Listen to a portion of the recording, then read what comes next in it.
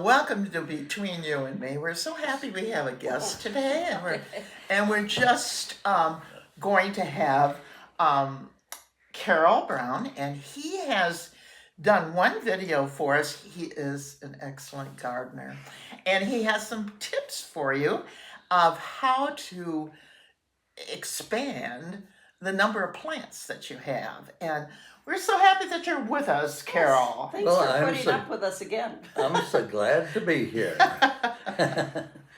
So, do you want me to discuss the plants here? Yes, they are sweet potato vines. And you know, they're so neat because they spread or they hang over your basket or whatever.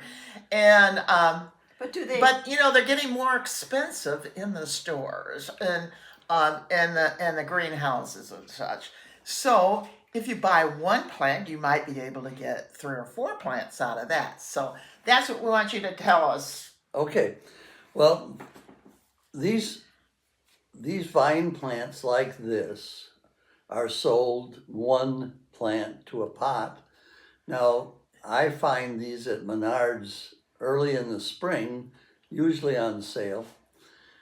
2 or 3 years ago, I could get them for 99 cents. Every year they've gone up nearly double. Yeah. I paid $2.99 each for these. And that's pretty inexpensive. That's for one plant. Now, I was at a garden center just this last week, and they had a bigger pot, which of course they can charge more for because they're giving you more dirt. But the plant that was in it was not as big as this. It was just about that size, but it was in a bigger pot, and it had a price tag of $5.95. Wow, that's a lot more. And so For sure. I have taken to, for my own stuff, I save one of these plants in the fall before they freeze and put it in a pot so that I can keep it in the house over winter. And then in the spring, what I do is... No, wait a minute. Say that again. You take one of these plants from where? Is that where you bought them? No. In the fall, they're in one of my pots outdoors. Oh, Yeah. okay. And they're hanging over the side and they're big. Okay. And so what I do is I go into that pot and dig up a plant that's big and cut it back so that I have a manageable plant that I can bring into the house and set in a window. Oh. And I keep it over winter, and in the spring, I do what I'm going to do to these as your demonstration video, which I'll make and we'll enclose. You'll see that later on, folks. It'll be in this video that we're doing. But I wanted to show you now so that you know what I'm up to. These plants, because they're a vine, are linear. You have a leaf, and then you have a little stem, and then you have another leaf, and so on. And if you're careful, you can start out at the end and come down the first leaf, get a little root, stem, Yeah. and so on, and you can cut this plant into 4 or 5 pieces and still have the original plant, because you're not going to destroy it. You're just going to cut it back to the point where the other one I was looking at was to begin with, because they got it started too late. Yeah. So you'd have how many of them? You could get 4 or 5, right? Yeah, I've gotten as many as 5 or 6, depending on how long they are. Yeah. And so you save your little pots from when you buy tomatoes and anything like that, so that you have a few of these little 3-inch pots, and you put some potting soil that you buy at the local store, put them in here. I usually water them before I start so they're nice and moist, and I don't have to water them after I've put them in. And then you just cut this apart, put the stem part down into the dirt, In fact, I put it down far enough that all you see is the end of the leaf. Okay. And within 4 or 5 days, a little leaf will appear right Oh. at the soil level, coming out of the stem beside the original leaf that's keeping the plant alive by drawing moisture in. Do you have to keep it pretty moist when you put those cuttings in? No, you should keep it moist, but not wet. Oh, okay. It needs to be just so that it's I'm going to ask nurtured. I'm going to ask probably a really dumb question because I don't do any gardening. But do they really reap sweet potatoes, or are they just called a sweet potato vine? These are real sweet potatoes. So I but- could get a sweet potato out of here? Well, yes and no. Okay. You can, both of these have made sweet potatoes for me as I've left them in my pot over the summer. Okay. They will get 3 or 4 feet long.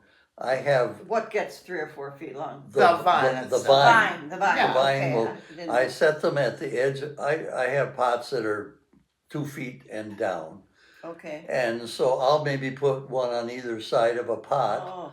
And I have some of my pots on pedestals, and I have other pots that I use 2-foot lengths of clay chimney flue liner that are square, Oh. and you can get them a foot square, and I just fill that with dirt all the way up Oh. and let it be a planter. Oh. I've got some of those that I've had for 15, 20 years. Oh my gosh. They're the most durable kind of clay that you can get because they're made to be a chimney flue liner. And so you get a potato out of them? They will make a potato, Uh-huh. but they're inedible. Oh. So you have a potato. Now here's another thing that you can do with that potato, and that's an interesting thing. You can take the potato, and if you want to be sure that you're going to get a plant, you can just cut it in half, or you can cut it in smaller pieces. Oh, and then it'll just kind of grow. And then you put it in a pot of soil like I was describing before, but you bury it so that just an area of skin is showing at the top of the soil, Okay. and the potato will grow roots and sprout a leaf and grow a whole new vine. And in fact, I have one in my window right now that I just took a kind of a little sliver almost of part of the potato you have to have some skin because it's there that the buds pop out. Oh, okay. Well, do you have to have one of those little eyes in the potato when Well- you plant them in the dirt? These sweet potatoes don't show any eyes. Oh, okay. But You just have skin. regular potatoes. So we're yeah. doing this just for the vine, basically. The vine vines is- is the one- what that's we're what you doing. grown from the yeah. vine Okay. as a decorative Decorative. Oh. yeah. vine. And this they could you use them together if you wanted Oh, to sure, in a one sure. big pot? Beautiful. Okay. Sometimes what I do is I'll put, like, I had a big 24-inch pot, and I put 2 of the chartreuse ones on either side, and I put one of these in the middle. Oh. And it made a very nice accent. And then I put some other flowers in the center of the pot, and I put a miniature See- sunflower in the middle that got about 3 feet Oh, tall, okay. and it made a nice planter. So Well- you could put almost any flower you wanted to then in there. Doesn't Oh, matter yeah. with No, them. 'cause it's- Okay. It's the decoration, decoration as versus around the it. flower. It's- yeah. You can tell I am really good at all of I this. know you are. But okay, now what else was I going to ask you? Oh, sun or shade or both or Well, they need at least half a day of sun, I would Okay. say, but they're like petunias or any other Needing potting flower that you use, marigolds. All of those plants will tolerate part shade, part sun. okay. The tag when you buy it will say full sun.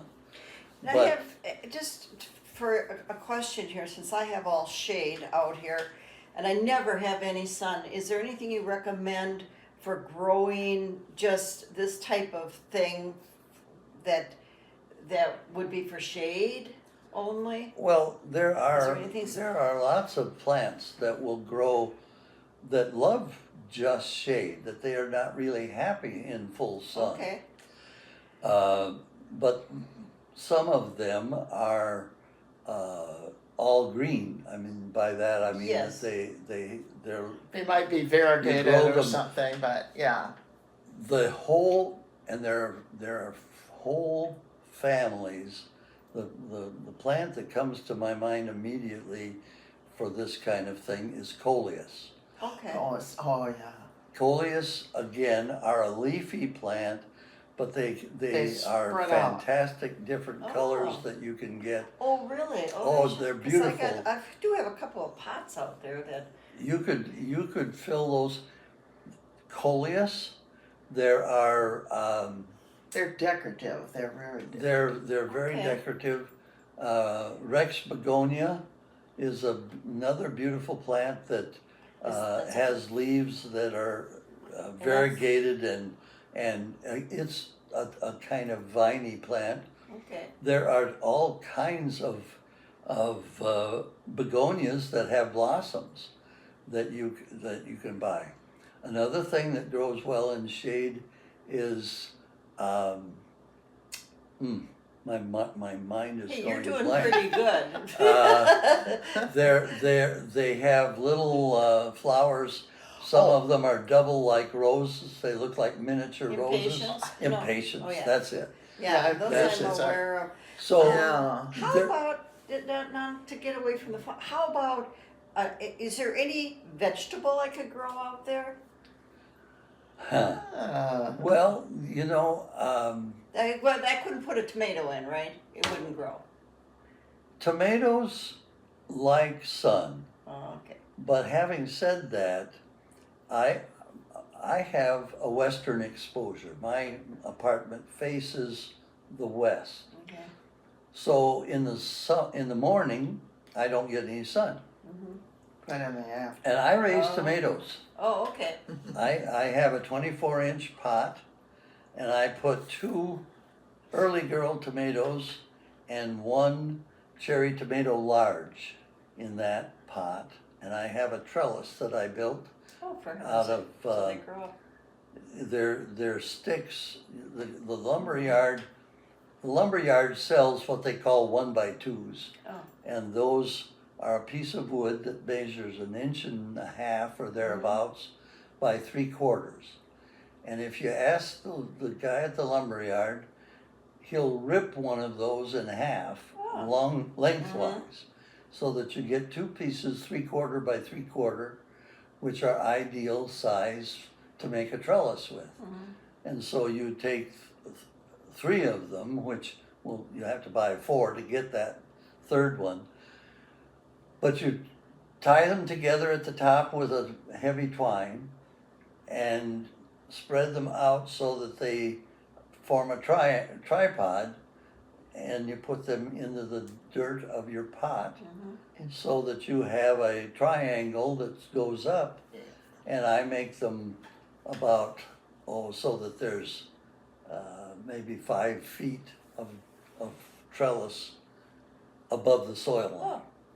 So you need a piece that's between 6 and 7 feet long and they come 8 feet. That's a standard length of lumber. So if you buy an 8-foot 1x2, it'll cost you $2 or $3, and you can make a nice trellis. Or you can just take a 1x2, sharpen the end, and put it in the center of your pot. Sure. And they make these and little do it that way. screen thingies too that you Yeah, can buy, yeah, and I'm yeah. sure you can There are do tomato that. cages, there are all kinds of things that you can put tomatoes in. The problem with those wire cages, Yes. I find, is that my tomatoes like to grow taller than 3 feet. Oh. I've had tomato vines. Well, this cherry tomato large is a real viney tomato. those will get. I've had them grow 6 feet up Oh a my, Yeah. really? stake Wow. that I took a 2x8 or a And just 2 keep by adding. 2, 8 feet long, put it in the ground of 18 inches, and had the cherry tomato grow out that Wow. 6.5 foot stake, and I had another one 2 feet away, and so I had to get up the step ladder Oh. and Oh, bring the step- thing over to the other one and had it. Good I had thing it you're on the growing ground. around Yeah, well, my we're whole- not. my Yeah, whole good thing you're planet. on the ground floor. Well, I think this was good, and I think we all learned a lot. Well, and right. The other thing is, I wanted to just ask one last question here. Are the sweet potato vines? Do they get a lot of bugs on them or anything? I mean, and if they do, what do you use? Of course, there are bugs in the area, Yes. so they get bugs on them, but I have never had. were they eating up the vine? Well, yes, I'll take that back. I have had them eaten by a bug, but they are such vigorous growers that the bugs had their supper and moved on apparently, Oh, okay. because the plant soon grew more leaves and never knew the bugs were there. But they ate a few leaves, and I've only had that happen 1 year, so I don't even know what kind of bug Oh, it that's was. good then. So, I mean, it's not going to attract something Right, that you didn't right. want. There are Japanese beetles. Oh gosh. They're little shiny Yeah, they're horrible. gold-looking things, Mhm. and those they get into the soil, And then they come out of the and then they soil. come out of the soil and get on your plants. And 1 year there were a bunch of them flying around, and I think that's what ate my plants. But by and large, the people here at our apartment anyway spray the grass, and that kills the beetles, and They do a They- pretty good job they- here. Yeah, they right. really You're right do. on that. so. Yeah, yeah. Well, we certainly do appreciate your thoughts on these things, and it's kind of neat to get just little tips that could maybe expand what you're doing, and that cost you a whole lot of money. So, and we thank you, Carol, for giving Yes. us that break here that we can. We could propagate our own if we'd like Well, to. some could. I don't do a very good job of it, but I'm Donna May, and you're. And I'm Angie House. And, we hope that you will subscribe and you'll get our videos on a timely basis. And we have like 23 that we've done already. So if you're new to watching us today, please tune us in on YouTube, and we'd be happy to have you as our guest. And soon as we're going to have an email pretty soon Right. that we Yeah, will we're connect. going to add that so that you can have a direct contact if and you get like. So questions. thanks again for joining us, and remember, it's between you and me.